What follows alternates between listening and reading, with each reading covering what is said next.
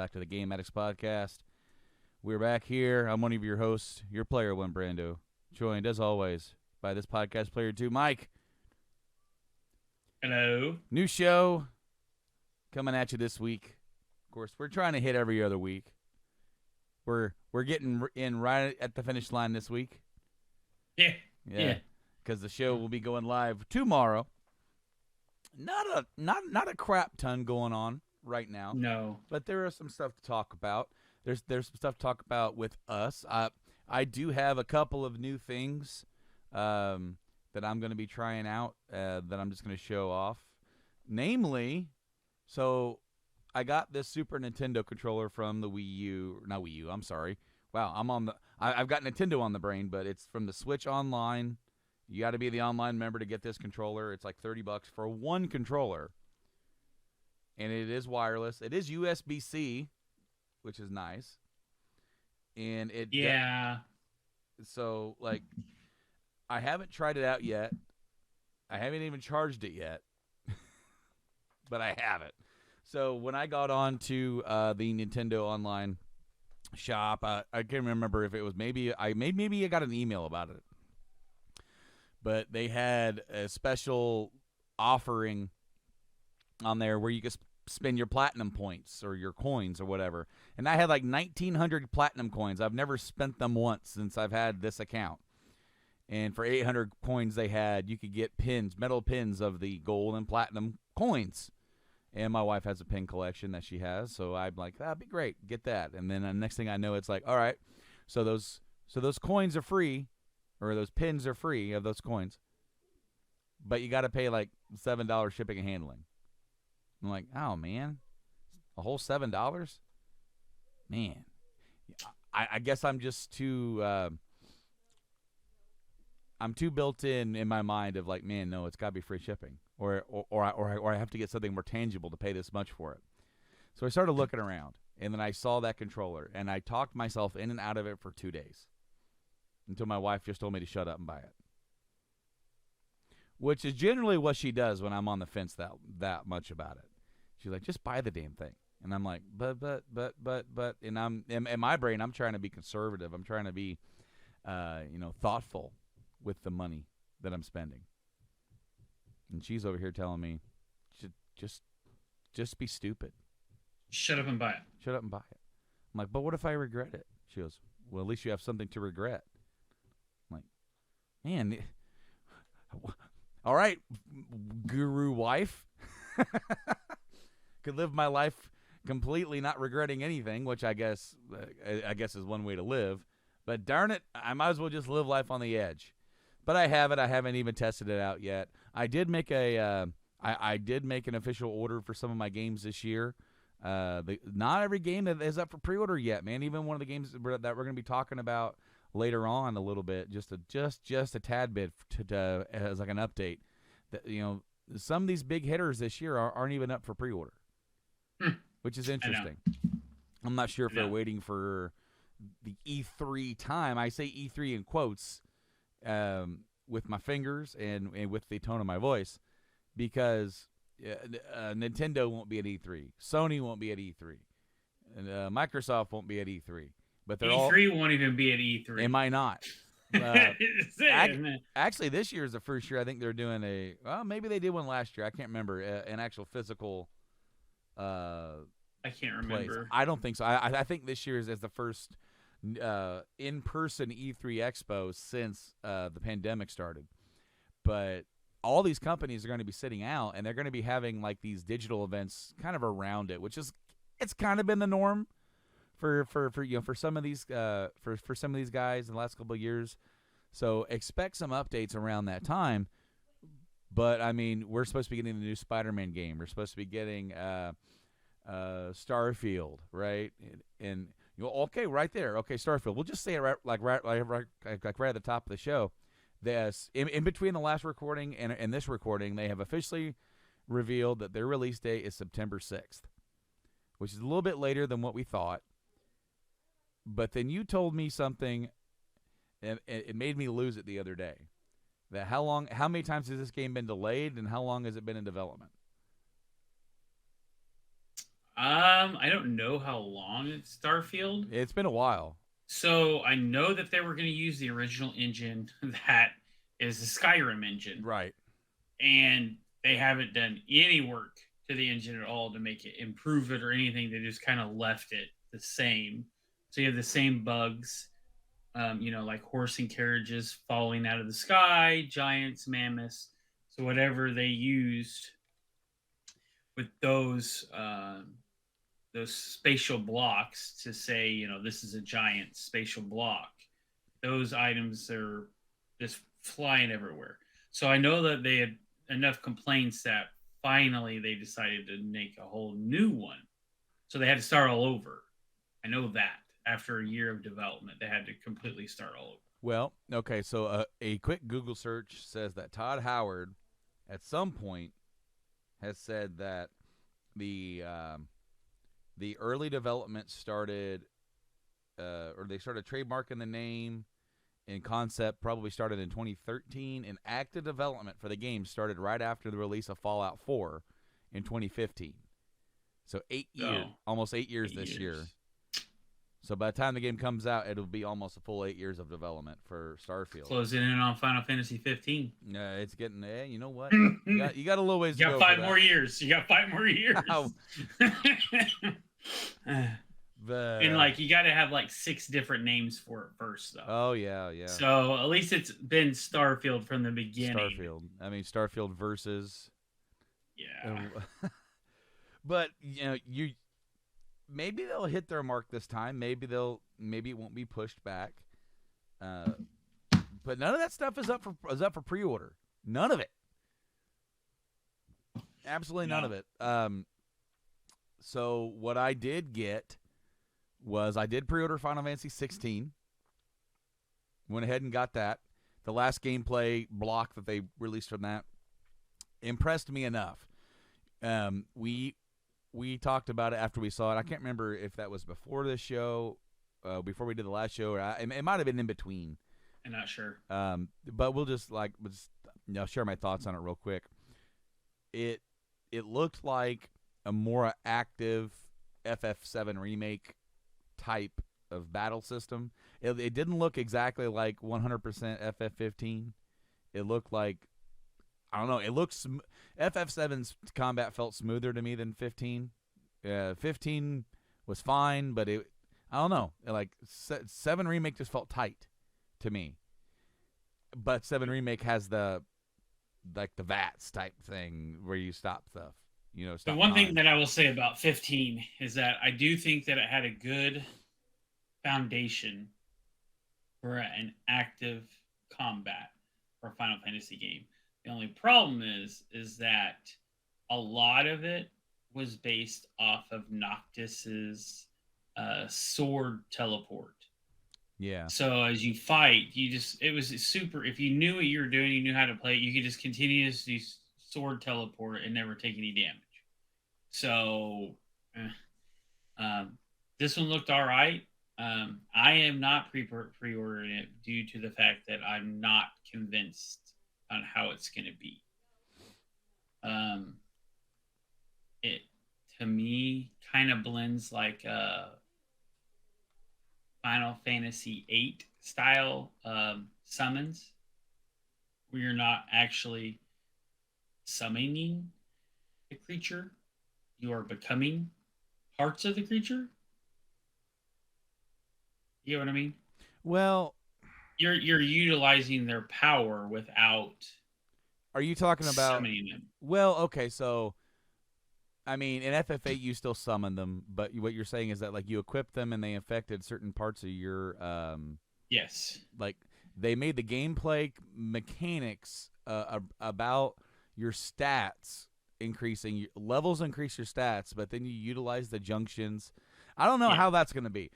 Because this one, it seems like they have these big, epic Ganji type battles with like Godzilla and shit like that, where you have the summons and then you're controlling these big battles, kind of like almost like a Power Rangers episode, where they have little tiny towns that Angel Grove keeps getting destroyed and they keep rebuilding. And I tell you what, if I could be an insurance salesman in Angel Angel Grove. Grove's the way to go, Angel dude. Grove.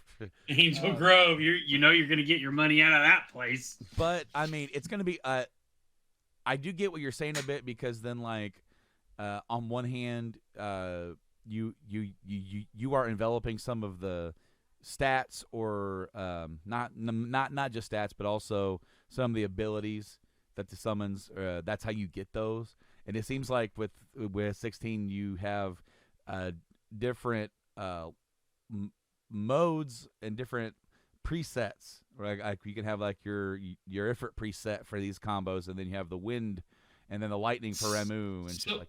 So stuff like that I like, but I don't like. One thing that I thought 15 did very well is that you had to battle the summons. So specifically two summons. The Titan fight was absolutely phenomenal. The way it looked, the way it played, it was amazing. And then you had the Leviathan. That was a awesome visual. Everything about that fight was great. The problem is like, I like the fact that you get the summon and then you can only use the summon. I don't know. I'll have to see how it plays out, because if it's going to be to where, like how 8 was, is where you attach a summon to your character and you use that to increase your stats. So the higher the experience is for Ifrit, the better the stats are going to be equipped with Ifrit versus, let's say, Leviathan or Ramu or any of those. So I don't know. We'll see how it all plays out, because I saw him flipping through them. Mm-hmm. So, but I don't know. I'm not sure exactly how all that stuff is going to work. I am not sold yet. I will wait and see what the general consent is. The two things that went ahead and sold me on the pre-order, because I didn't pre-order 15. I got it on day 2. Close enough. Because still considered a pre-order with the sales of that game. Almost. But I waited until it came out to see more reviews on it. Just like I did with another game that I just pre-ordered. But yeah, it was how big and crazy the combat flowed. With it seemed like it was overwhelming with everything that was going in on screen. But if you were actually involved in doing it, it's not so overwhelming. There's other games that I played that, like, if somebody else is just watching, they're like, "Oh my God, what are you doing?" Like, I can't even keep up. But if you're in it, you're locked in. Right. But it was that, and then also the other thing that really sold me was the level at which they went into the cutscenes with. And what I mean by that is that the voice acting for the English version, it seemed like it was stepped up a bit. Seemed like the scene, it felt more like a Western release. And I'm not picking on Final Fantasy, but one thing, I love Final Fantasy, but one thing that Final Fantasy does that sometimes gets on my nerves is that it leans too heavy into the quirkiness of the Japanese style of just media. I mean, you see that in anime and a lot of their stuff. Some of their stuff gets a little quirky. See, so I specifically enjoy that aspect of a Japanese released game, a JRPG. The quirkiness to me is what makes them unique. I personally don't like the westernization of Japanese games. They're becoming more westernized, like, American, however you want to put it, versus what they are at their core. So 2 things. One, Hope from Final Fantasy 13. Case closed. Or I rest my case. And then I'm trying to remember the name of one of the friends in FF15. Because I can't remember the names. I remember Noctis, and I remember the big dude, Gradius. Are you talking about the blonde gunslinger kid? Yeah. Prompto, is that his name, or was Prompto the nerdy one? Hold on. One of them was a nerdy one that liked to cook, and then you had the big muscle head, and I want to say he was Gradius or Gladius.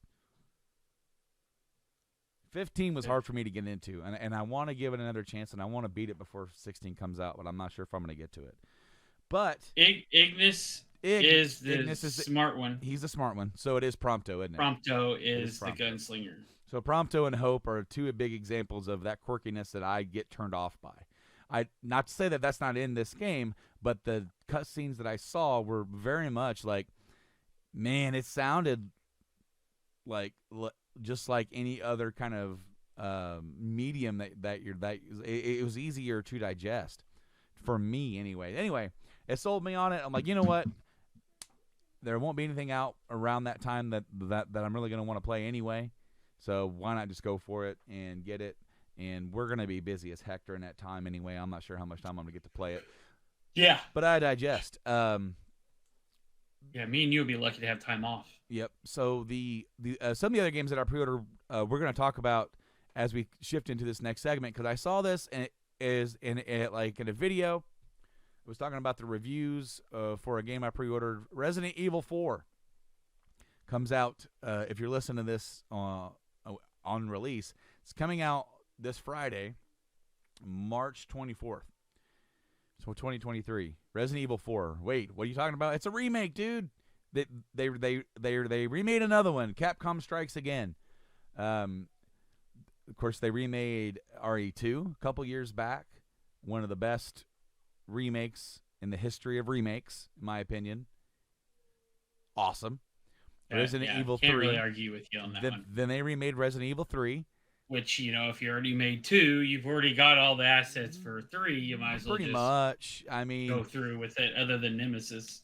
Okay, so here's my short review of RE3. If you haven't listened to the show before, I liked it. It was short, but it was fun. Was it as good as 2? No, but neither was the original Nemesis either. So I went into it. I was a little bit let down with how short it was, but at the same time, I had a blast while I played it. So was it worth I got it on release day, right in the heat of the lockdown. Was it worth the money I paid? Maybe not. But was it also worth, did it hit at the absolute perfect time? Absolutely. Because I had nothing else to do but sit inside and play that game for a weekend. So true. I did not buy it. Had a lot of fun with that. But RE4, so I mentioned to you something about them remaking Code Veronica. I feel like it needs it more than 4. I also feel like now that they've remade 4, they can't go back to Code Veronica because 4 is a bigger game. It just is. Now 4 is almost I feel like we have this conversation when it comes to Final Fantasy, when it comes to even Resident Evil, is like generational. So it's like whichever one you played first tends to be more leaning toward your favorite. So you have a whole generation of folks that grew up on the SNES Final Fantasies, the 4s and the 6s and the Chrono Triggers. They're like, oh, that's the best Square. And then you got, I was a part of the generation, the PS1, the 7, 8, and 9s, and then the Tactics, and like, oh, that's peak Square. FF7's the greatest. 9's probably better than 7, but I won't admit it. Then you have I played FF10 and on the PS2, and that's the best one ever because that's the first one I played. RE is I was there from the beginning. Damn it, the original one's the best, and RE2 is the best, and then the next one is 4, where everybody and their grandma played 4, right? True. So the reviews for 4 are out a week before the game has come out. It is sitting at on the PS5 copy on Metacritic. It's sitting at 93. A week out, and I mean we're talking when 96 critic reviews. That's about as many as you're going to get. This score is not going to go down that much, and it's on a must play. It is on a yes. This game is going to be heralded as, from a critic point of view, as a must play, greatest game of all time. And so I was kind of waiting on the reviews for this game because I loved RE4 when it came out. I remember I had a GameCube. Of course, I picked it up, and I thought it was great. I'm like, wow, they really took this in a different direction. Well, the direction they were taking it in was necessarily not the one that I wanted them to go down in the long run because RE5 came out. I had fun with it with my roommate at the time, but it left me hollow. And then I tried the demo for RE6, and I hated the how long it took you to shoot, and I never even played the full game.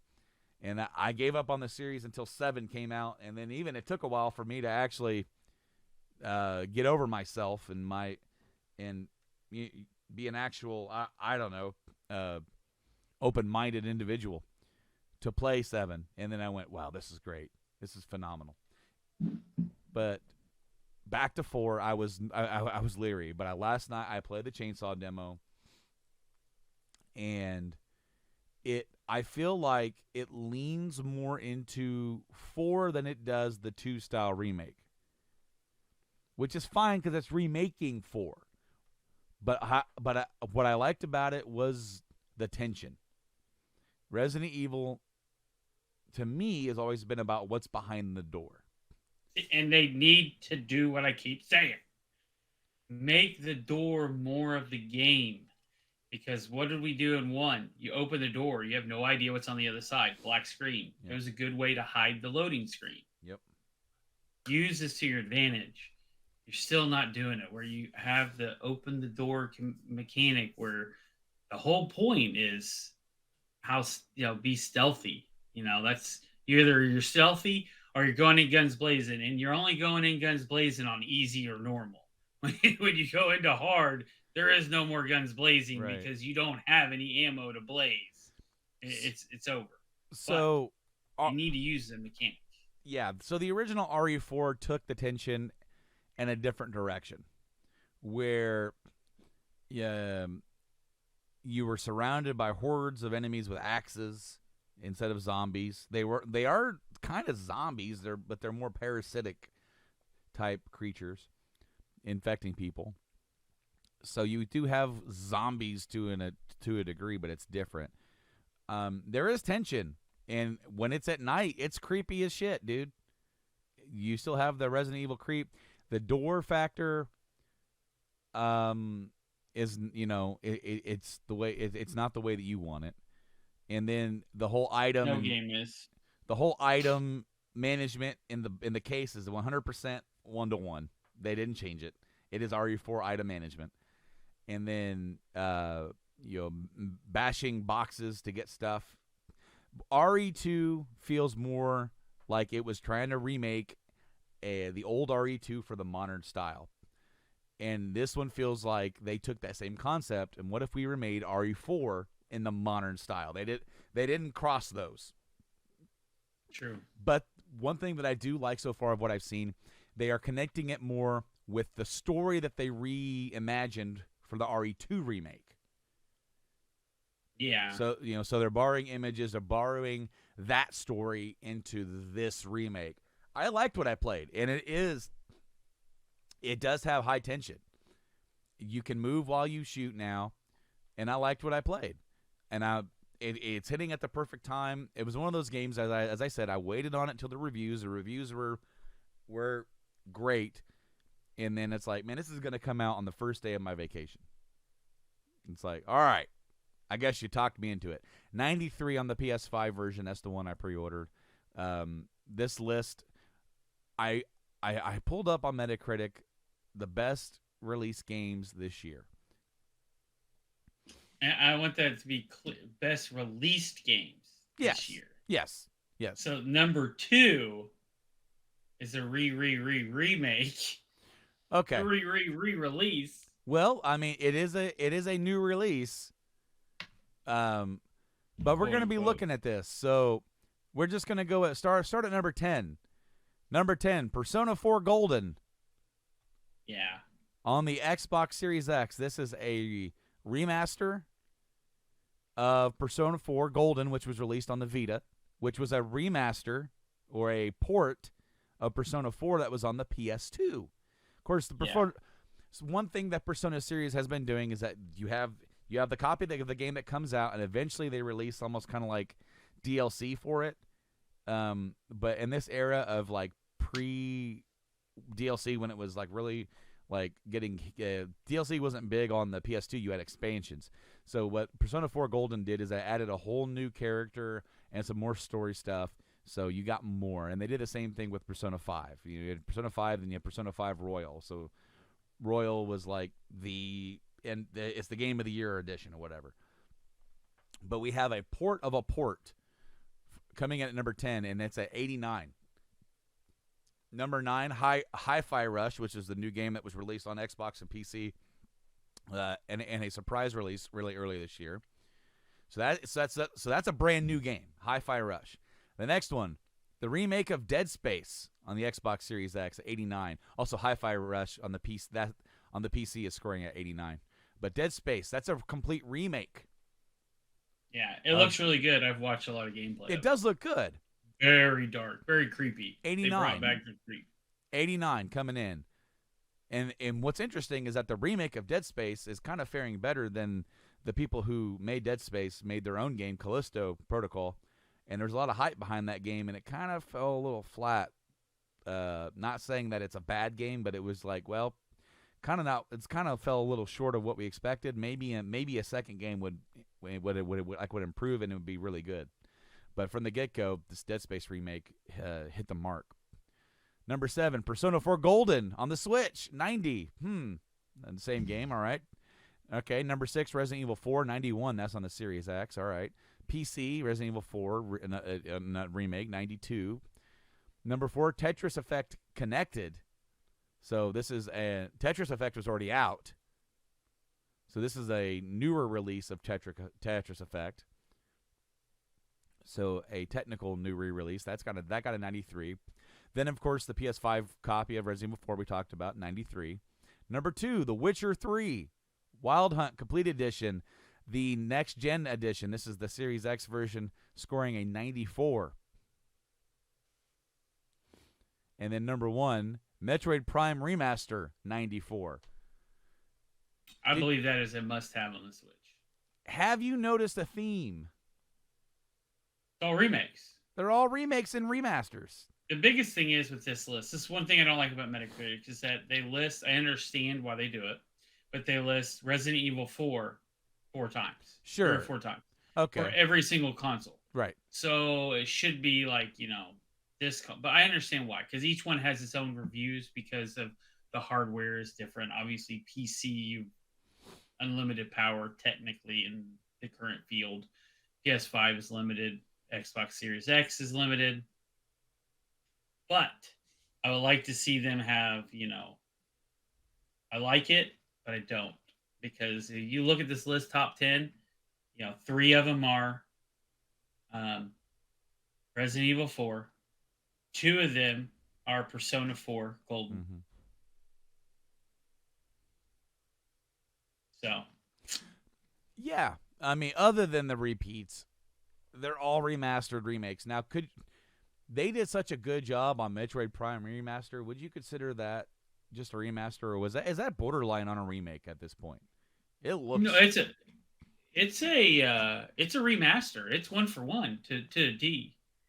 I mean, like the gameplay they added in more aspects because obviously you have the second thumbstick that's not a C stick, so it's more, it's better. But other than that, you can play it in its exact native form, or you could play it in, free shooting. The new style. It's all this to me. It's the same game. It is exactly the same game, but it looks absolutely gorgeous. So that's another game that I did get. I was able to get a physical copy of Metroid Prime Remastered. I had another opportunity like a week or two ago to get it on Amazon. They had a couple in stock, and I didn't do it. Well, I finally did it. I got it. So next week when I go to pick up, I will be picking up Metroid Prime and RE4 Remake for my pickup order. But that's something I wanted to kind of note we have some big hitters coming out this year. We have a new Legend of Zelda coming out this year. Yeah. We have Final Fantasy 16. We have Starfield, supposedly. We're supposed to have Spider-Man 2. And that's just like base level. Like there's other stuff like that I'm missing. That's just stuff that I'm keeping an eye out to see where they're at and how they're going to be scoring and whatnot, and then what the general consensus is. Because it's going to be interesting to see how, because right now already you you're looking at Metroid Prime Remaster and Resident Evil 4. One's a complete remake and one is a remaster, as already being in the talks for Game of the Year. Yeah. So where do you fall with that? Because this is where some people might have some differing opinions. Do you think Metroid Prime Remaster should be considered for Game of the Year 2023?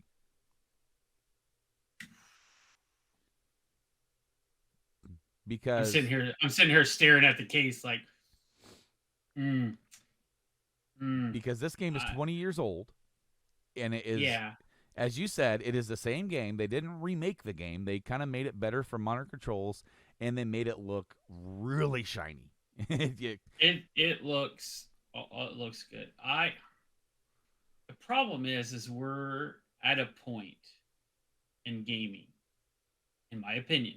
This is my opinion, that it's hard to come out with newer games because the expectation level for graphics and explosions and all the detail coming into them are much higher demand than they ever have been. So it takes so much time to create these scenes. Prime doesn't have any of that. I don't know if I would say it should be in the running for Game of the Year.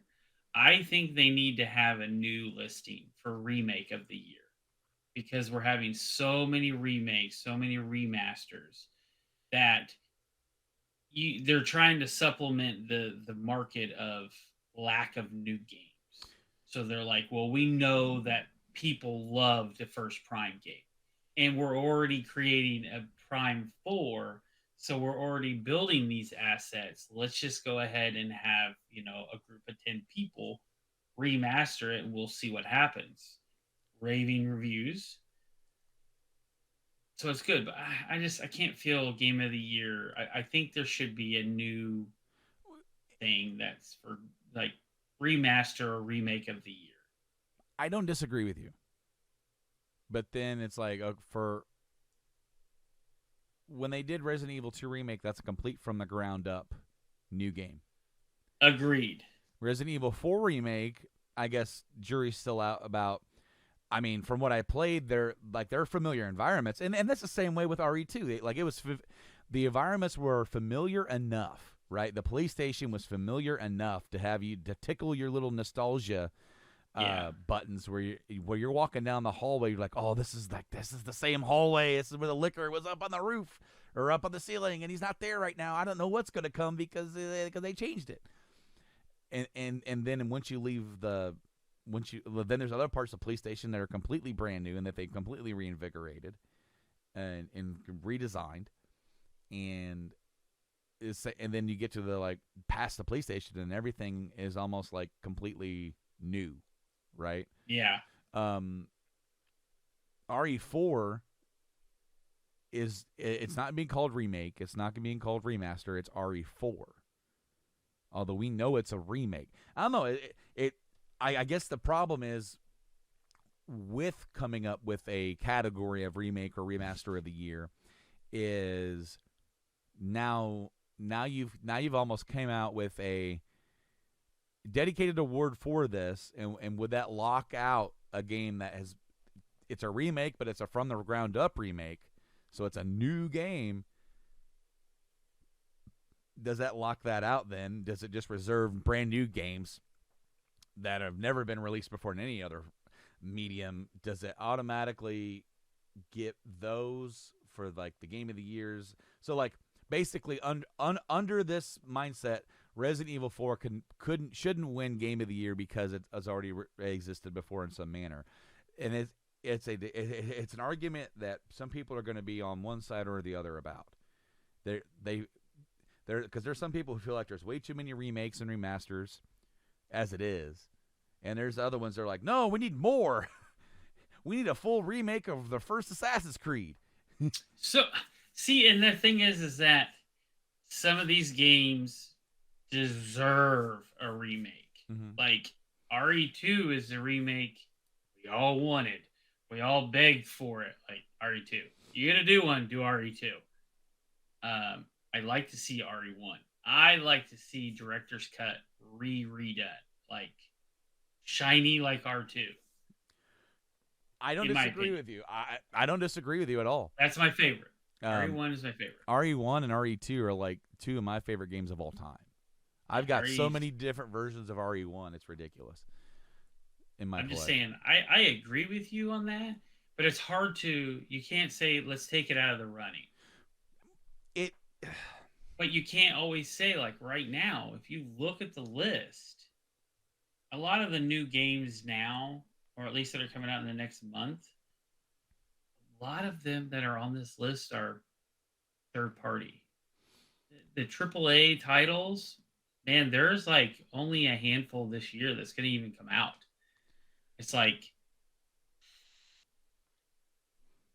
what do you say? What do you do? well, You don't okay. have a lot of new games coming. So let's look at the game awards because just as a leveling field here, because they merged sports games and racing games into a single award category, right?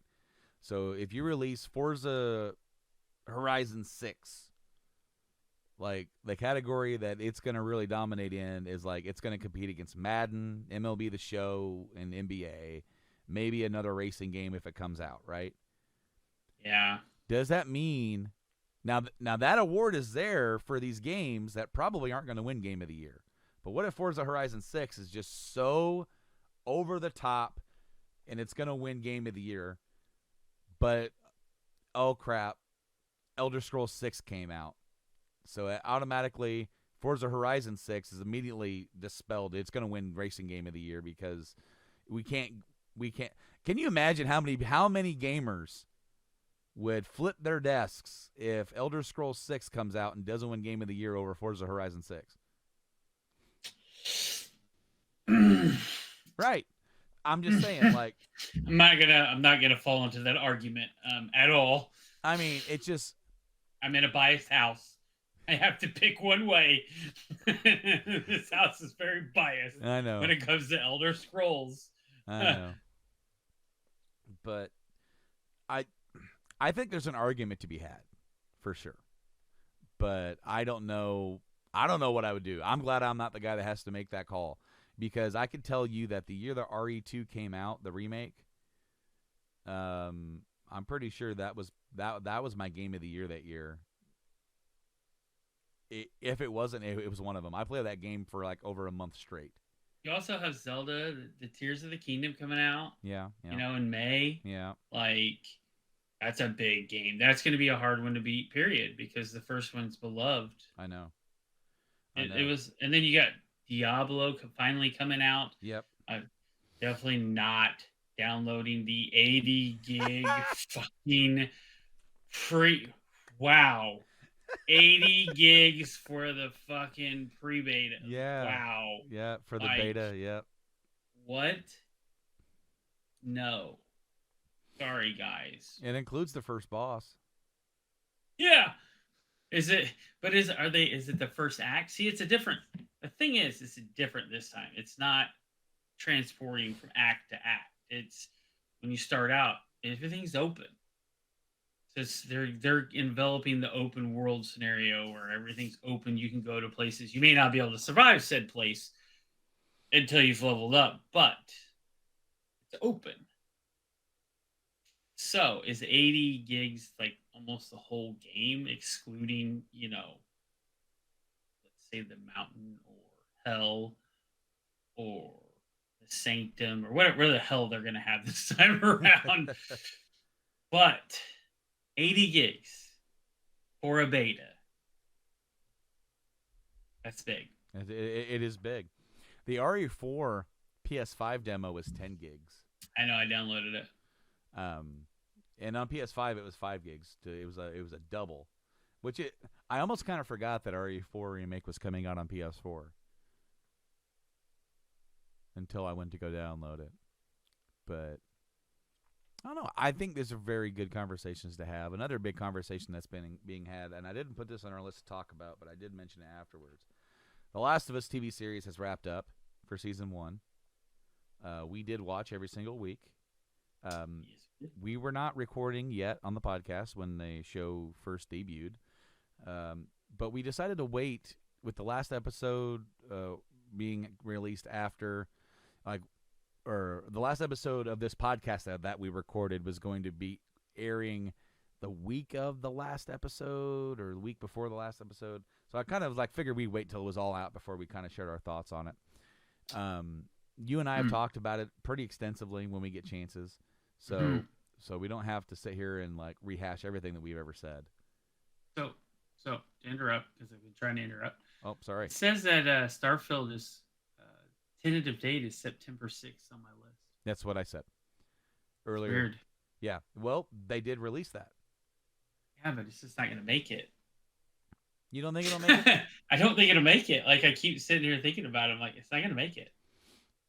It's a good time to come out, though. There's only two games coming out. Mm-hmm. So Factory 3. I don't know. We will stay on top of Starfield release date and if it will make it. I don't know. I think the fact that they've actually nailed down a date, because that's the first date that I can recall them actually hard dating it. Everything else has been kind of we're release windowing it. You know what I mean? I don't remember another hard date. So I don't either. It was supposed to be last year. Yeah, and then it was supposed to be early, around this time this year, and then the rumor was June, but then I guess they pushed it. I wonder if it hasn't been scoring well with testers. I don't know. Well, it is Bethesda, so take that however you want to take that. I think they moved it because not only are you looking at a game that is, I mean, think about it. Well, and we'll get back to Last of Us in just a minute, because now you've tangented me off on a Starfield thought. You have the very first new IP from Bethesda since Fallout, right? And Fallout isn't even their birthing our IP; it's one that they acquired. But they have overtaken it and they've made it theirs. They own Fallout. Now Bethesda GameWorks, Softworks, whatever you want to their main studio flip-flops between Elder Scrolls, Fallout, and now Starfield. So the brand new first IP since Fallout, and it's also their first release since Fallout 4. Well, I guess 76, but 76 was an offshoot of development for 4. We know this. But the first big new full game release from the main studio since Fallout 4. And it's got a lot of hype behind it, and they don't want to be too crowded. They don't want to come out around the Call of Duties, even though that's different audiences. Skyrim came out around the Call of Duties and did just fine. But this is a new IP. Skyrim is an IP that was already established. Fallout's an IP that's already established. If you put Fallout and Elder Scrolls against a Call of Duty, you can expect to do okay. But this is a brand new IP. I feel like they wanted it away from some of these big hitters. The rumor of it coming out around now. Well, there were other games rumored to come out around now, and some of those got moved. And then FF16 got moved to June, late June, around the same time this was rumored. So they're like, do they want to be anywhere near that game? Probably not. Well, you don't want to be anywhere near a Hogwarts Legacy. And that came out in February. And and then Switch comes out in July. I think by the time the other ones come out, Hogwarts will have died down enough for those releases that and you don't want to be next to Final Fantasy 16. No, and you also have one that doesn't have a date yet, but it was tentatively for this year. Is Rebirth? Final Fantasy 7.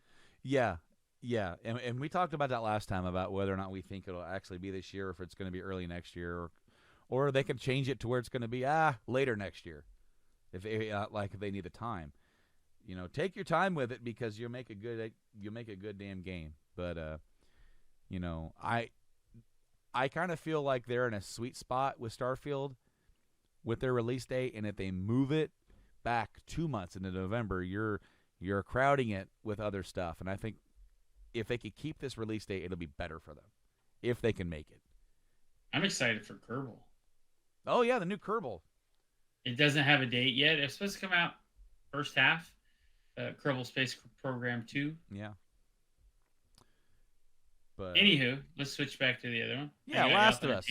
We're on the. I have the list up, so I'm just like, as you're going, I'm kind of like looking through the list, and I'm like, oh, look at this. Right. So the Last of Us TV show, Mike. You and I have talked about it off air. We have talked about it every Monday morning that it aired. Do we rate each episode? I didn't rate each episode. Maybe we can sit down on the next podcast and do that.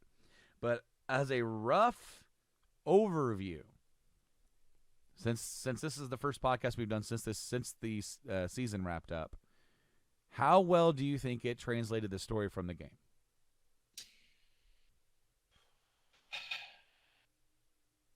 I think it did it extremely well. It did an extremely good job. Because when you say translate, to me, it didn't translate. It translated more of the moments that you thought happened or conversations that you thought should have happened to develop the characters even further, or spots that you didn't get anything in the game and expanded on those. So I feel like it expanded the game more than translated to the show, because the show is different. It has a lot of different stuff, but I feel like the show is much more real. Like how you would act, how you would react in the moment, how would you learn from your mistakes and say, like, where you have your self-doubt of like, should I do this? Should I do that? And in the end, you can see that Joel has made his decision very clearly in the show versus the game much clearer in the show, in my opinion. So there was some talk about, before the show was going to come out, you and I, about whether or not the whole first season should be the whole first game. And like there were debates, and I thought it could work, and I remember you saying, man, you're going to be squeezing it in a little too much. And I think that after viewing it, when you play the game and it's a 13-hour game, how many of those hours are just gameplay? Agreed. And how many of those are actual story development? Whereas it's noticeable in the first season that there's less gameplay, right? You see less of those. You see less infected. You have there was only the one big confrontation with the clickers, and there was only one bloater, right? Right, but the bloaters are supposed to be like in the game. Yeah. Your first bloater, you're like, holy shit.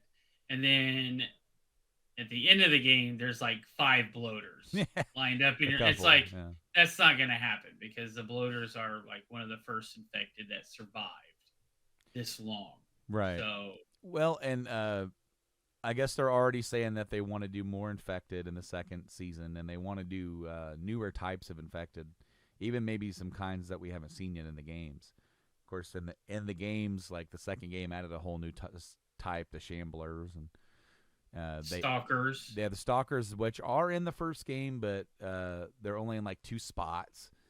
In the second, they're not the same impact as they are in the second game. Well, you definitely have more. You have a whole section in the second game that's like dedicated to getting past these the suckers. So whereas in the first game, it's like if you didn't know what they were. Like they just kind of come off as runners. Yeah. But they are programmed a little bit differently. But that's kind of my big thought of it. I feel like it also did translate well. When I mean translate from one medium to another.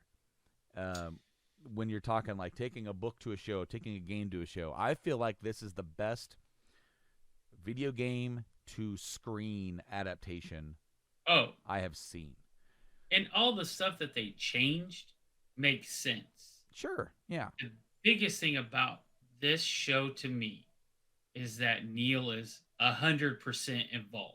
Yep. And he has always been one to like, well, what do you think? What do you want to do? He incorporates people's ideas. And seeing the end of each show where he's like, I'm really pissed that I didn't think about this during development of the game because this is brilliant. Like, like you could tell, like he wanted to go back and redo that specific spot with Henry. So one thing that always kind of stood out to me when they is Troy Baker and Ashley. Ashley, what's her name? Gosh, gosh, Um, her last name's escaping me, man. you're gonna get to it before I do. I will, yeah, yeah, because I'm looking at IDB. I don't want to get her name wrong.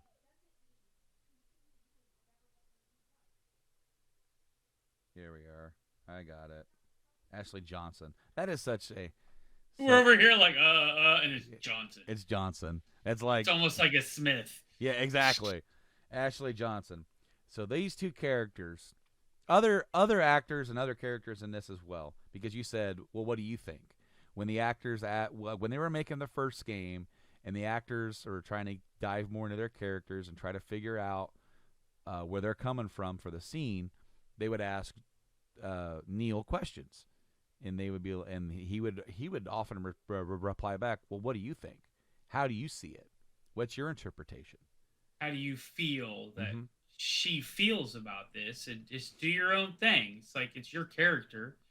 Be the character. So I feel like, and I'm naming Troy and Ashley mainly here, but other actors in this as well were involved.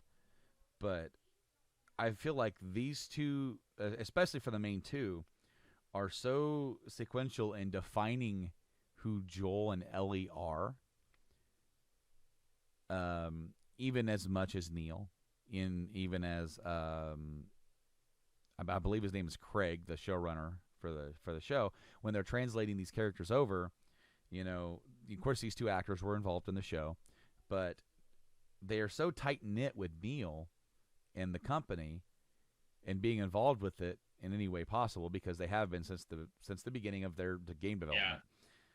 That when they went over to Craig's house, Craig has a theater in his house, and they did a live screening in his house of the last episode, and it was Neil, Craig, and it was Troy, Ashley, maybe a few others.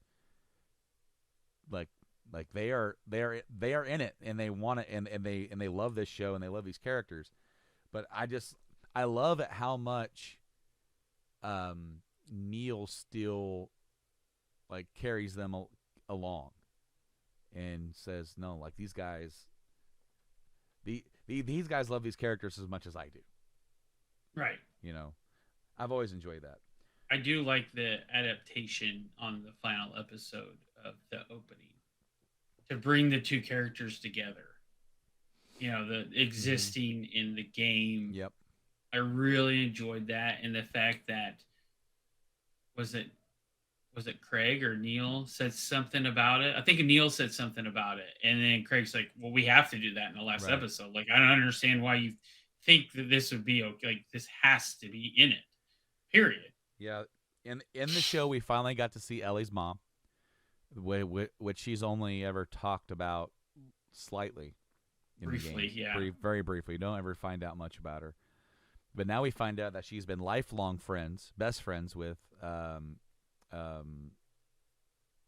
head Firefly queen. Wow. Starts with an M. Yeah, Marlene. Marlene, there you go. I knew you knew it. But then yeah, so like we get to see Ashley, who gave birth to Ellie in the game, give birth to Ellie in the show in a different sense. Yeah. And I thought that was kind of neat. And the second you hear her get into her, fuck, I'm like, yep, that's 100% Ellie. Like, it was instantly going, yep, no doubt about who that is. If you have any questions, that they're gone now. I thoroughly enjoyed it. I think it would be neat if we sat back and gave each episode like kind of a rating. That maybe what we should do, and you don't have to do this, but maybe I will do it. I will rewatch the show because I haven't Oh, had we're gonna rewatch it. I haven't rewatched anything from it, and maybe I won't even have to fully watch each episode to know what I'm going to rate it. Oh, I already know what my number 1 and number 2 episodes are. Well, there you are. But Period. I mean, and I'm pretty sure yours are the same. but maybe we can do that on the next episode. Well, we'll actually give it. We'll rank them all just like another show I do. We'll rank each episode and we'll get our master rank. But they definitely set the bar for video game. God of War.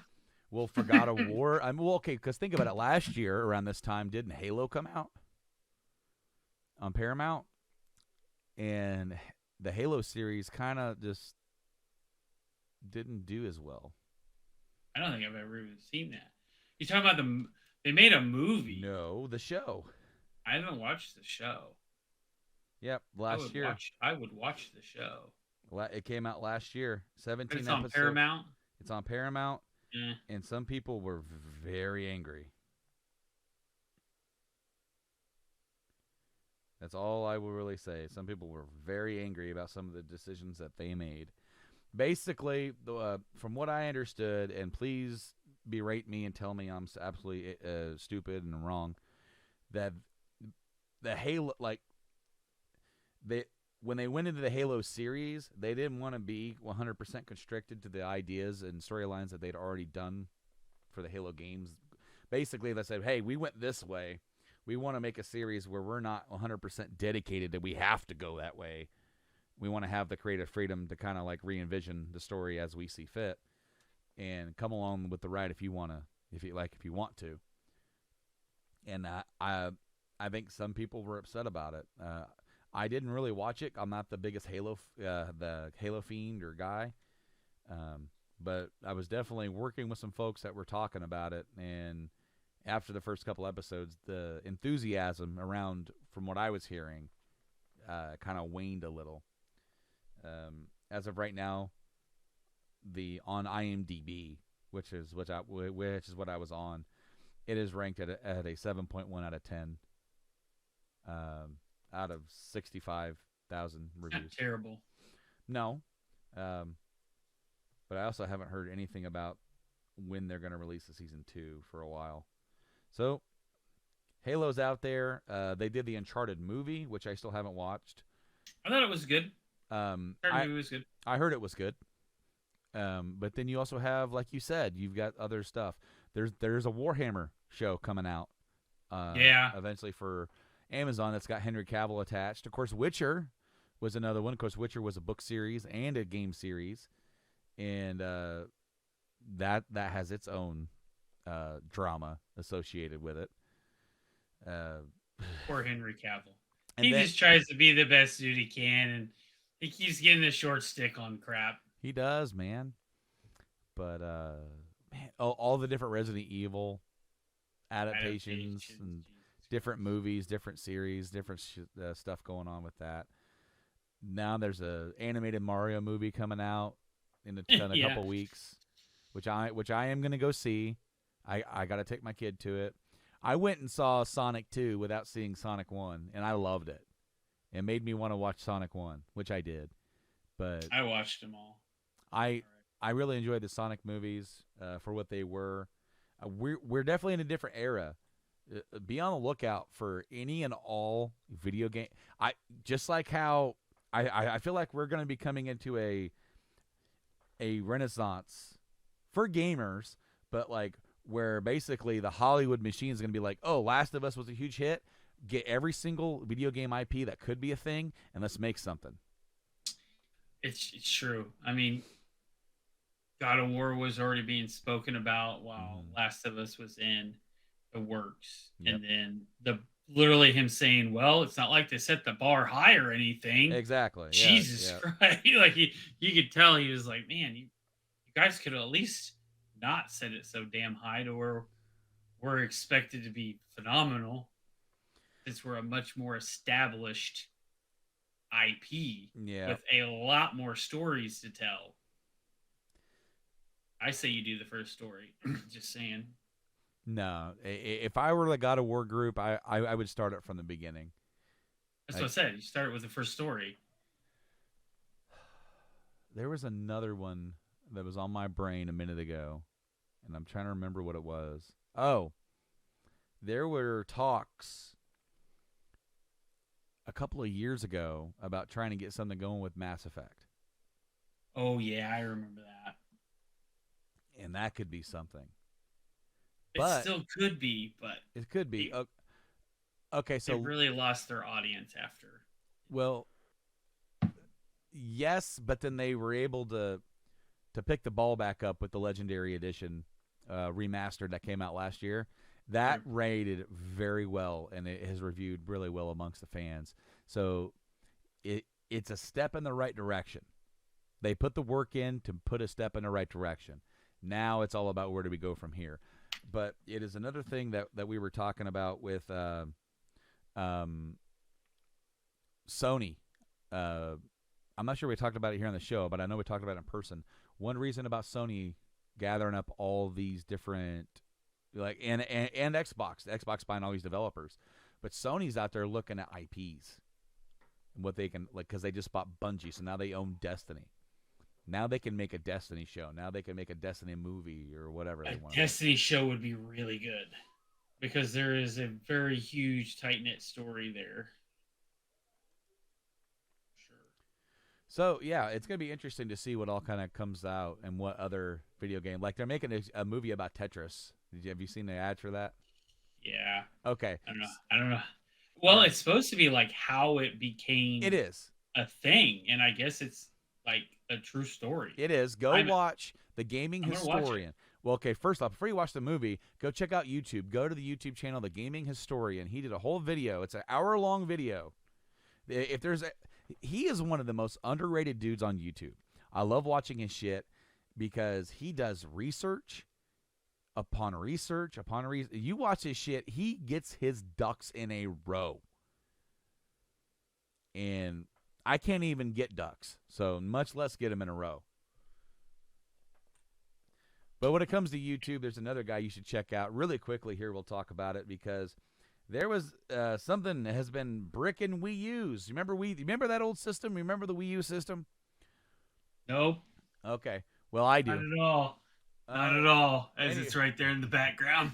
so the Wii U's have been hit with some sort of error code. Two different error codes, in fact, that are bricking systems. Essentially, they'll turn on, but I don't. But I don't know if they'll load to the main menu. They won't load games. You just get hit with this error message, and it's like a boot loop where it won't actually load in, or something going on with corrupt memory. I'm not smart enough to tell you exactly everything that's wrong with it and how to fix it. But there's a guy out there named Voltar, Voultar. Go check out his channel. He has a new video where he bought 5 bricked Wii U's with this error code, and he took a little RetroPie $8 circuit board and basically used it as a you have to put this patch on there, and you have to plug it in right as it's the Wii U's trying to access the drives, and it will override the drive access, and you can do something in there to get past it. As I said, I'm not smart enough to explain it. Voltar, Voultar. Go look up that crap because he might have your answer. If you're this is all of a sudden this is coming out of the blue. It's almost kind of like Y2K for the Wii U. I'm not sure what's going on. People are losing their minds because they could end up with bricked Wii U's. A lot of the games are coming out on the Switch, but there's some games that are just on there and people want to use their Wii U's. And, some people might have hacked their Wii U's and put a bunch of games on there, backed up their collections on there, and then they won't have access to it. So that is something that I will be looking at going forward and trying to update as we go along. The big Wii U bricking fiasco. Yeah. But, Mike, you got a new controller. Yes. We're gonna go through that briefly. Yeah, so you got the Gillikit Kong that came in the day that we recorded last time. It literally was at the door. Like the door rang during it, and I looked back. Like, should I go get it? Yeah. but I didn't. So Um, why don't you tell us a little bit about your controller and your review of it so far?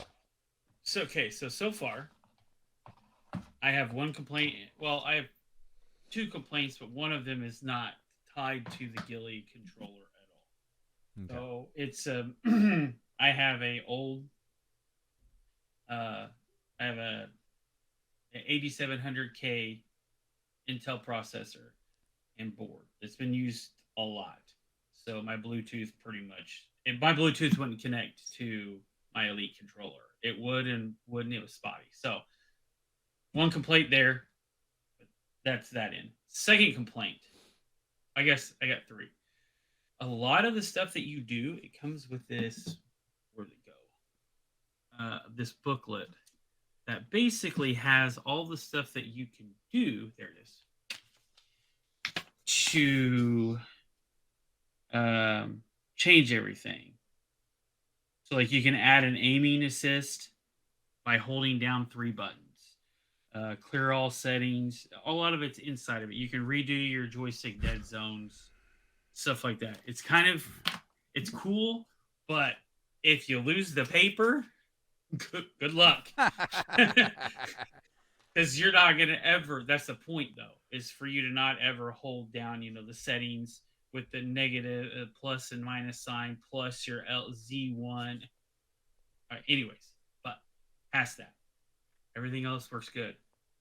One thing that drives me absolutely ballistic, and I'm going to do it on the mic. So the A button is the problem.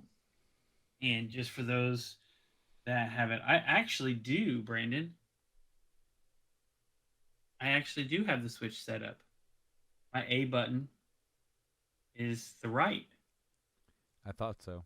I didn't think I did. I thought I bought the Xbox one, but as I hold my Elite up. Anywho, so the B button is the bottom one. So normal click. This is the A. It's not doing it, is it? It is. It's there. I can't hear it because I got my headset on. It's a little squeak. So it's squeaky. So it's sticking. When I have my headset on, can't really tell. The second that comes off, all I hear is drives me nuts. So it doesn't affect the way that the button is pressed? The button plays fine. Everything plays fine. The sticks, I actually like the resistance on the sticks. They're just a little bit stiffer than my Elites. I like it. I like the controller as a whole. It works out really well, in my opinion. The only complaint I have is that squeaky button, which honestly, you can swap these buttons out on this. They have a kit that you can buy. So I could technically take it apart because it is, there actually is screws on this, so you can take it apart. Unlike this one where it's pressed together.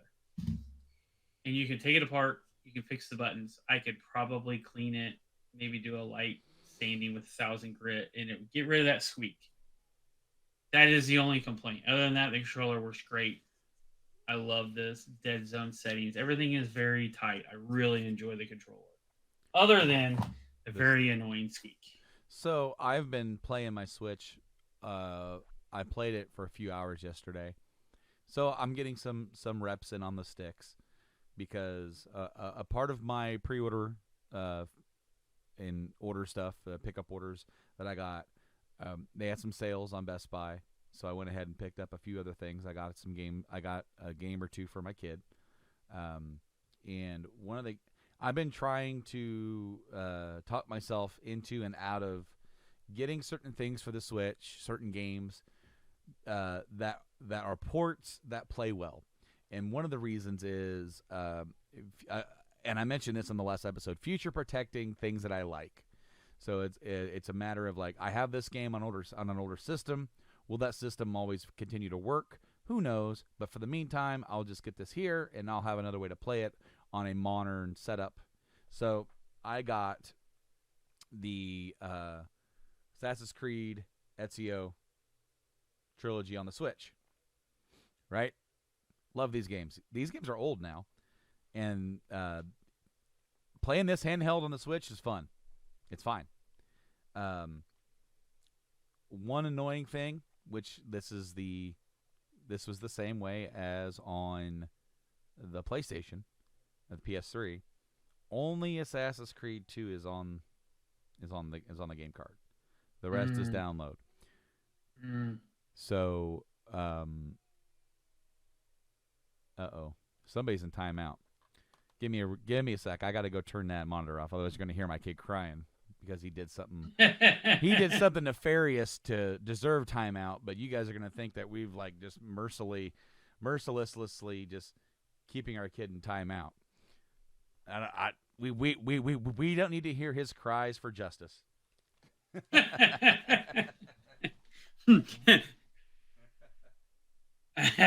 gonna leave that one alone. More like, yeah, he made an injustice saying now he wants justice for his injustice. You know what's funny? As soon as I got up, my older kid's out there. He goes, "I heard that." I'm not talking about you. But they also have Assassin's Creed 3, as well as Rogue and Black Flag. So you got both the Ezio trilogy and the other trilogy that's connected on the Switch. But this is the only one that has any sort of physical copy. Okay?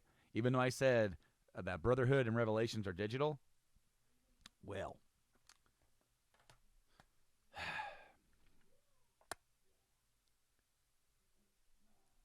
you can get physical copies of 3 standalone, as well as Rogue and Black Flag in a double pack, right? Mm-hmm. When you open it, this is what you see.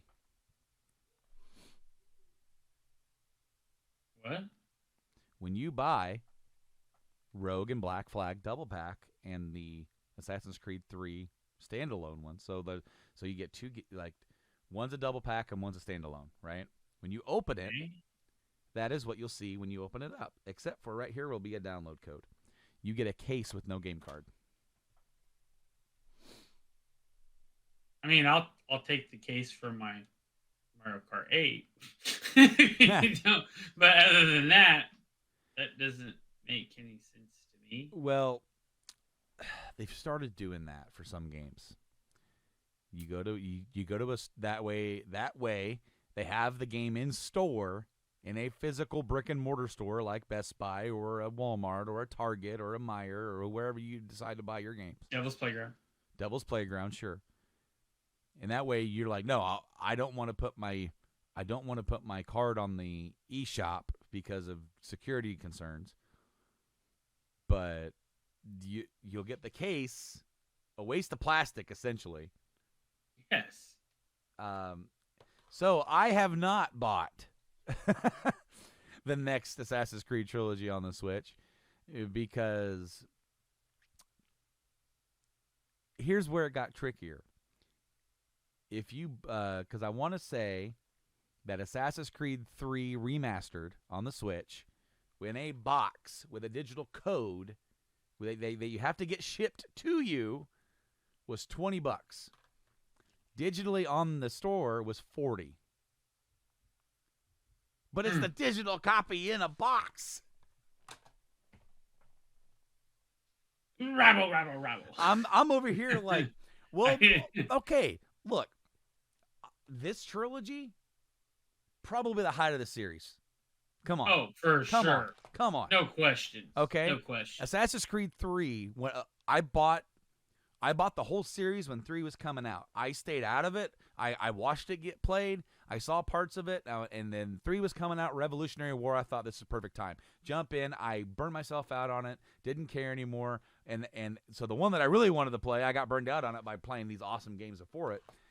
And then I finally went back to it after Black Flag because I got Black Flag because that's the only game I can get on my damn PS4. I've shared that story here before. But I liked it enough to I'm like, all right, I'm going to go play the other one. And I like the other one. I like 3. And then I liked Rogue. And I like those games.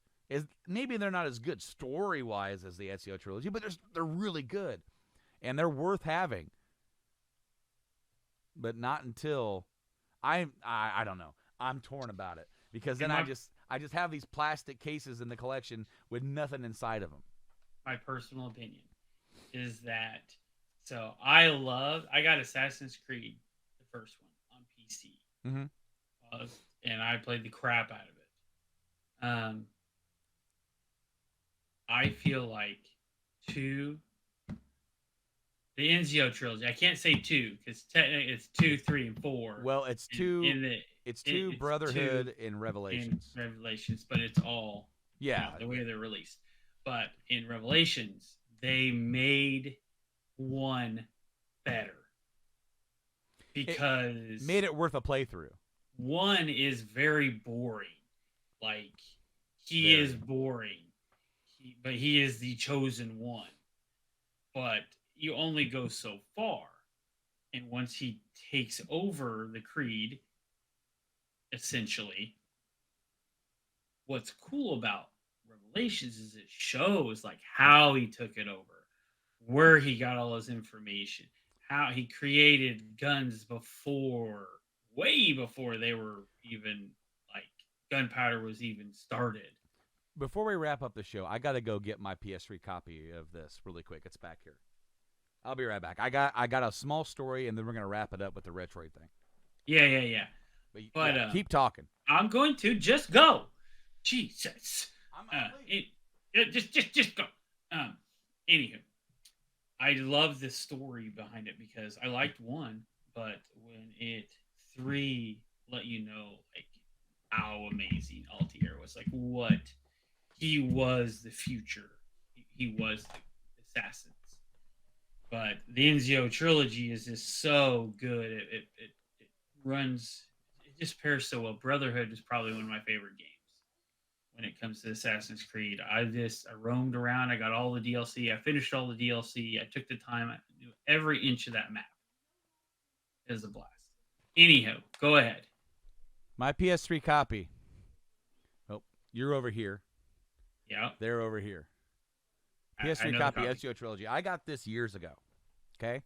Got this after, because I played through the Assassin's Creeds on the Xbox. And then I sold my Xbox, and in order for me to replay these games, I had to get them on the PS3.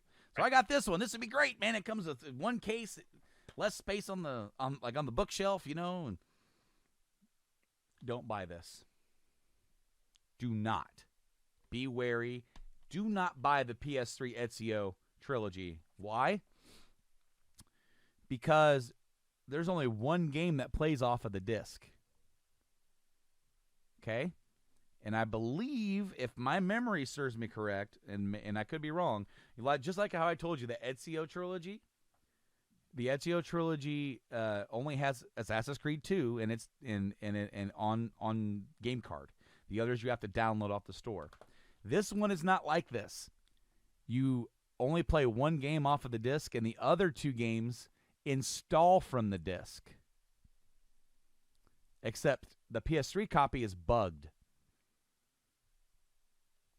And about 7 out of 10 copies will not install Brotherhood. So sad. So you'll get two. So you get 2 of the 3 games. So when I bought this, I didn't know that until it would not work. So imagine sitting there. The install time on the PS3 is not short, ladies and gentlemen. Mm-hmm. It's not short. You sit there forever just for it to fail when it gets to 90%. And it fails every time. It will not install. There is no way to get it to install. It is bugged. And they're aware of it. Meh. The Xbox 360 one, I believe, could be wrong, they give you 1 disc per game. So then you still have your yeah. But anyways, segment. In order for me to get Brotherhood for Christmas, I remember my mother-in-law gave me I think she gave me like a $60 PlayStation gift card. And I turned around and bought the full version of Brotherhood digitally just so I would have the damn game. I was so frustrated about that back then. But it's just a little story I had to tell. Avoid the PS3 copy of Ezio Trilogy. So far, even though you got to download, that's the name of the game on the damn Switch anymore. You got to download everything. The last thing we're going to talk about, Mike, as you're looking up that info about the 360, if I remember correctly, that's the way it is. I showed you something the other day that piqued your attention a little bit. The Retroid Flip. So it's a little emulator handheld device that's very reminiscent of like the DS or 3DS. And it's got 2 sticks. It's got shoulder buttons. And Mike, I got some new info. I got specs on it, buddy. Really? Are you ready to hear the specs? So yeah, go. So it is about the same size as like a DS. It's like in between a DS Lite and a new 3DS XL. You're correct. It does. Oh, for the Assassin's Creed 360? Yeah, I just pulled it up. Okay. And it shows all 3 different things. So yes, you're right. Okay. Continue. So, this Retroid Pocket Flip will come in different color variants: black, indigo, like the GameCube, a 16-bit, which is like a Super Nintendo here in the U.S., and then it comes in a see-through watermelon and then a sport red. I like all the colors, honestly. I like the watermelon, but So here are the specs. It comes with a 4.7-inch touchscreen display. It's a 1334 by 750 resolution, so that's kind of weird. But it's got 2 A75 at 2 gigahertz and 6 by A55 at 2 gigahertz CPU. It's got a Mali G52 GPU, 4 gigabyte DDR4 RAM. It runs on Android 11 OS. It comes with 128 gigabytes of storage. It's got a 5,000 milliamp. Is that what that means? MAH battery with fast charging, Wi-Fi, Bluetooth, USB-C. The specifications are nearly identical to the previous handheld, the Retroid Pocket 3 Plus. To give you an idea of what this can power, the Pocket 3 Plus could emulate PS1, Dreamcast, Saturn, Nintendo DS, and a handful of the best GameCube games. The pricing, that's a little bit smaller than what my old eyes can read. You got a couple of different. It's going to retail price of Sport Red, the one that they showcased, and the watermelon are going to be $164. That's viable there for me. And they've got some coupons that knock $5 to $10, almost like $10 to $5 to $10 off of that. So the question is, does it do PS2 games? Is that what I remember? We read it and it was like could potentially do PS2. Yeah, it didn't say anything about PS2 games on here. Those will go up for pre-order on March 21st. So at literally tomorrow, as you hear this episode will come out on Monday, and tomorrow, March 21st, that'll be up for pre-order. And I might get the Indigo one just because you said Cube, right? It will do Cube. It says the best GameCube game, so I'm not sure what they mean by that. Twilight is Twilight Princess is probably one of the top rated games for the GameCube.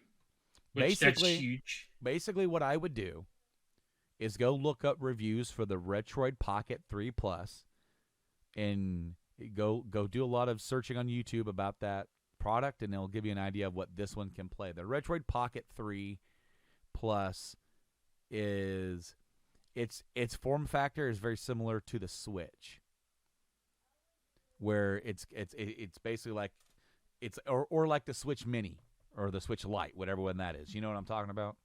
Mm-hmm. Yeah, very similar to that, except the sticks are lower. They're the slides. They are the slides on the Flip, but it looks like on the Pocket they are not the slides. And the Pockets, the Pocket is a 150. So right here on this website, the pros and cons of the Pocket, which is they're saying it could be identical. Affordable power, comfortable design, GameCube emulation. The cons: marketing tactics, PS2 performance, and that one does not have Hall effect joysticks. It has older style. But something to look at. Retroid Pocket Flip up for pre-order around the same price point as the Pocket 3 plus be something to look at going forward. Um, it kind of looks like they didn't increase the power too much, but they decided to do a different form factor. I think this would have been a great opportunity for them to kind of increase the power a little bit, maybe to get some better PS2 emulation, because that would be awesome if it could play PS2, some of the best PS2 games as well as the best GameCube games. But to find anything that will emulate from GameCube is interesting, because you don't necessarily see a lot of that like in handheld form. So something to keep your eye on there. I like it. It's a larger screen. It's Mhm. flip. I always think that the 3DS and all those, when it comes to like breaking the screen and stuff, as long as you're careful with them, if it's adult owned and not snapped in half on anger. Hey, Um, hey, I wow, you had to go there. did. I did. That was I was poking. I didn't do that. My kid did. I know you did. I I'm know it telling the wasn't. audience, And they know that. You already said that. and I can't remember if I told that story here on the show or not. But I might have. it looks. I wish it would be PS2, because when you incorporate the PS2, it's such a huge library. Mm-hmm.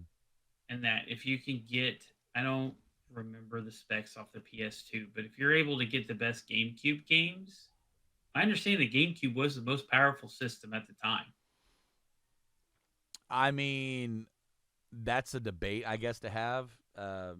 Maybe that's another episode that we can do coming down the line, where we can actually take a look at each generation's offerings and see which was better. Because I can tell you right now, it probably could.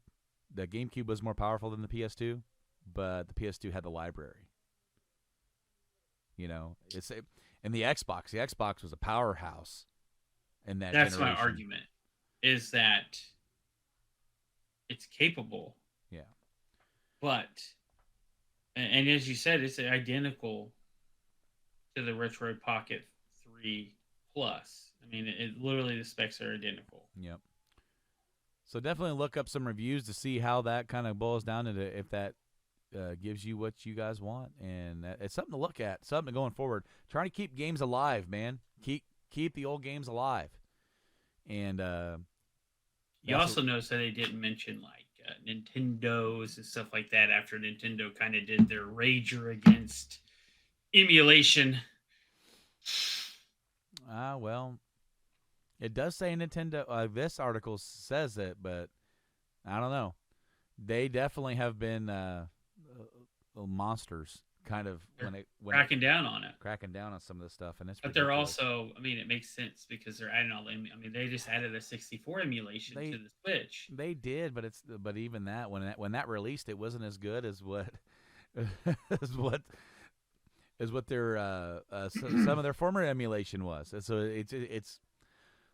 I think you need to keep the old stuff alive in any way, shape, or form. If it gets so old, I believe it should just be up to you to keep your stuff playable. Right. And how you want to do that's how you want to do it. But not everybody believes that. The thing with the Switch is like let's say the N60, the SNES emulation. It's cool, but you only have a handful of games that's available. Mm-hmm. There is a massive library of NES and SNES games that you're not even tapped into. Mm-hmm. Why make a big fuss over somebody emulating other things that you're not even emulating yourself? Like, I know they made the big thing was off of Nintendo branded things, but you make a big deal out of something that you aren't even doing yourself. Yeah. So. Yep. Yep. So on the next episode of the Game Addicts podcast, we're gonna possibly do an episode review, an episode score rank for the Last of Us series. We only have 9 episodes to rank, and we're not going to be doing a full-blown review of each episode. We will give like a brief synopsis, what happened in each one, and then what we thought about it. And then by that time, I will hopefully have beaten RE4 Remake. We'll have a little review of that, and we'll see where the playing field is when we come at you in a few more weeks here on the Game Addicts podcast. Mike, thank you once again for joining me. Always. Always. Thank you once again for listening to us out there in the worldwide webs of the internets. That's what we do this for. This little gaming podcast that could, episodes 174 here on the GameX podcast. And we're trying to get back to you. We're trying to keep this back up and going and keep this at a nice, good rhythm. And hopefully we can keep on that and stay on top of some of the stuff that's going on. The gaming world goes by quick. Sometimes some of the new stuff drops right in the middle, and it's like, holy crap, dude, this happened. And then we don't have time to record. We have to try and squeeze the time in. So hopefully it's not too old by the time we talk about it. Anything major. If it's something stupid, then we'll try and make time to talk about it. But if it's a big news article, you can be sure that every 2 weeks or every other week, we're going to be right here on the Game Addicts podcast. We're trying to keep it on Mondays too, if we can handle it. Mondays on for a release day. So you can check us out on all the different podcasting platforms that we're on. Pretty much all of them. If we're not on your favorite one, let us know. We'll make sure to happen. So you can also check us out on YouTube, where we have a little video feed. You can see our faces and see us get up and go do stupid fidget. Stuff. Fidget. You'll see me fidget and look around. Yeah. Playing with my forceps. I'm over here. I'm grabbing games off the shelf. Level. I just leveled my bed for my printer, so I'm over here, kept the level in my hand, playing with it. I did not plan to rant about this. In fact, I forgot all about this until I was talking about the download stuff for this one. I'm like, I need to talk about that because I haven't ranted about that enough. That really made it ruined my day when I found out and looked up on a Google search about why won't Brotherhood install? Oh, that's because it will never install. Congratulations. Why? Oh, just about 70 to 80% of the PS3 copies are all just bugged and they don't care about it. Well, very upsetting, but it is. It sucks. It's stupid, and and yes, they have the Switch copy. This one got released when I believe they remastered them for the PS4 and Xbox One back in the day, and that's where this copy came from. I literally picked this up for like $25, so it was one of those things where I got a percentage back on purchase, right. And I'm like, well, you know what? Sure, why not? I'm trying to beef up the Switch collection a little bit and enjoy my time over there. But yeah, you can also check us out, GameX Podcast, on all the different social media platforms. We're eventually going to start uploading some clips to TikTok as well, so that will be a thing. Maybe we'll try and start doing that next week. We'll on the next episode we'll try and clip out some of these. Maybe some of the Last of Us episode clips. We'll try and when we get time to sit down and do it. Yeah, absolutely. It's our goofy work schedule this week. It has been goofy, but then I'm on vacation for a week and a half, and it's gonna be fun. It's gonna be having lots of fun here at the house and playing some games, getting time to sit down to play some games. Haven't had time to do that. Maybe also wrap up some projects I need to get done, like rebuilding this snapped 2DS that's sitting right next to me. What, Snap 2DS? No. Just, yeah, that one. Anyway, guys, until next time, I've been Brando. And I've been Mike. We've been the Game Addicts Podcast. Game on, guys.